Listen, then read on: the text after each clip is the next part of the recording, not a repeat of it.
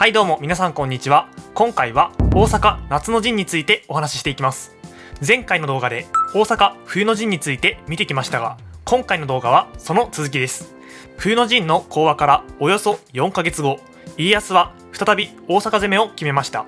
こうして大阪夏の陣が始まるのですが、一体どうなってしまうのでしょうか。それではまず大阪冬の陣の戦後処理から確認していきましょう。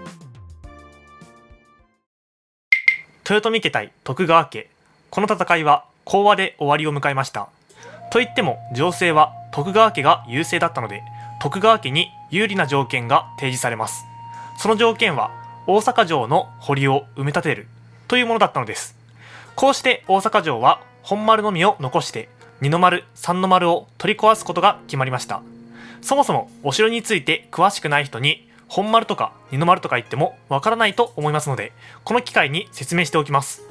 本丸というのは天守があるエリア、二の丸というのは本丸から数えて2つ目のエリア、三の丸というのは本丸から数えて3つ目のエリアのことです。つまり今回の本丸のみ残して二の丸三の丸を取り壊すという条件は、防御施設がほぼなくなった状態にするという条件だったのです。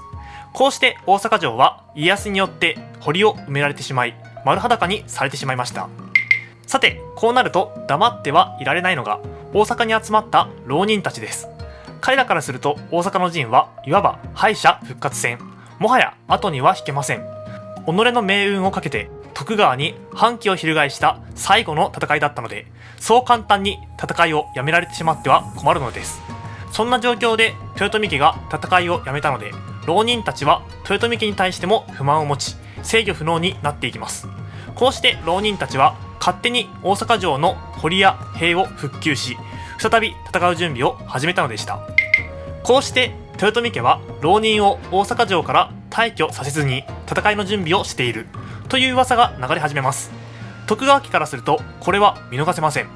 この不穏な噂を聞いた徳川家は豊臣家に対して2つの選択肢を与えました。1つ目の選択肢は大阪城から退去して大和か伊勢へ移る。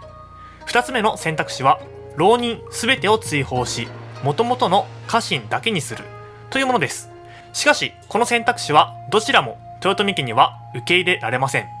衰えゆく豊臣家にとって大阪城はかつての繁栄の象徴、亡き秀吉の形見のような城でした。そこを退去することはできなかったのです。もう一つの選択肢である浪人の追放は、浪人たちの制御が効かなくなった今、不可能な条件でした。つまり豊臣家は徳川家と戦うしか道は残されていなかったのです。こうして始まったのが大阪夏の陣です。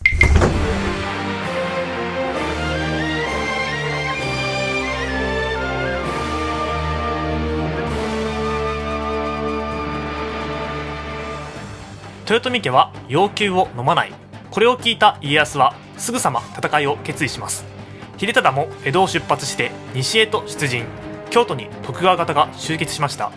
対する豊臣方の様子を見ると、この頃の大阪城は先ほども言った通りすでに堀を埋められており、防御機能はほとんどありません。つまり豊臣方は徳川の大軍を相手にして平野で戦うしか選択肢はありませんでした。この夏の陣での本格的な戦闘は2日間という短い期間で行われたに過ぎません。しかし戦った軍勢は徳川方15万5千人、豊臣方5万5千人という大規模な戦闘でした。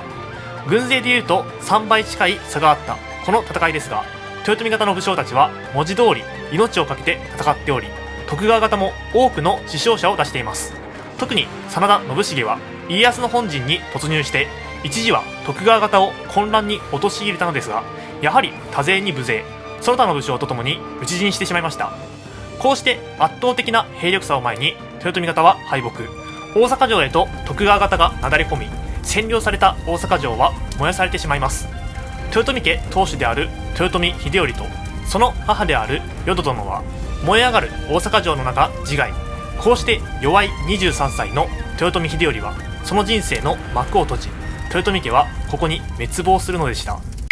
さてこうして大阪の陣は終了し、戦後処理が行われていきます。家康は大阪を後にして京都へと戻った後に豊臣家に味方した残党狩りを徹底的に行いました。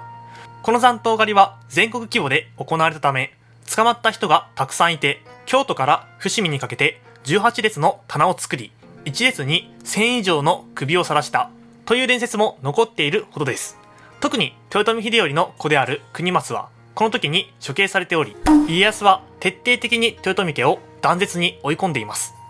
さて、こうして応仁の乱から続いていた戦乱の世は終わりを迎え、徳川家康は戦いのない世の中を作ろうとしていきます。こうして家康によって出されたのが一国一条例、武家諸法度、近中並びに公家諸法度といった掟です。順番にどのような掟か確認していきましょう。一国一条例というのは、大名が住んでいる城以外は全て壊せという命令です。目的としては、城の数を減らすことにより大名同士の戦いができないようにする。そして何より幕府に対して反乱を起こせないようにするという目的がありました。反乱という観点で言うと、幕府が警戒していたのは毛利、黒田、鍋島、島津といった西国有力大名で、彼らをこの命令に従わせることで徳川政権に対して服従させるという意味合いもあったのです。武家諸法度というのは、江戸幕府が大名に対して出した決まり事です。将軍である徳川秀忠の名前で諸大名に対して発布されました。法度の内容はいろいろとありますが、要するに武士が守るべき決まり事13か条です。大名がもしこの掟に違反すると、領地没収を意味する改易、領地削減を意味する減俸、国替えを意味する天保などの処分が行われました。ちなみにこの武家諸法度は以後将軍代替わりごとに少しずつ変更した改訂版が出されるので、この1回だけというわけではありません。さて次は近中並びに公家諸法度についてお話ししていきますが、一つ思い出してほしいことがあります。以前の動画で徳川家康は公家諸法度を出すことにより朝廷統制を強化したと言いましたね。名前が似ているので気づいている方もいると思いますが、この2つには関連性があります。以前お話しした公家諸法度ですが、これは公家たちの行動を制限した掟です。もちろんこれに公家たちは抵抗していました。ということで彼らはその後、豊臣家を応援して徳川家を牽制していたのです。しかし大阪夏の陣で豊臣家が滅亡したことによって、朝廷は豊臣家を頼ることができなくなってしまいました。ということで徳川家はさらに朝廷統制を強めます。こうして発布されたのが近中並びに公家諸法度です。見てわかる通り、近中という言葉が増えているのですが、近中というのは天皇が住んでいる場所のことなので、天皇と公家のための様々な掟という意味です。要するに江戸幕府は公家だけでなく天皇の行動も規制するようになったということです。こうして天皇や公家が政治に介入することを禁止した江戸幕府は、政治の実権を握っていったのでした。そして豊臣家滅亡の翌年、徳川家康は駿府城で75歳の生涯を閉じました。まるで豊臣家を滅ぼしたことで思い残すことはないと思ったかのような最後でした。家康の遺体はその日の夜に駿河久能山に埋葬されており、一周忌が過ぎたら日光に移されました。こうして徳川家康には死後東照大権現という神様としての名前が贈られており、今も多くの人々の信仰の対象となっています。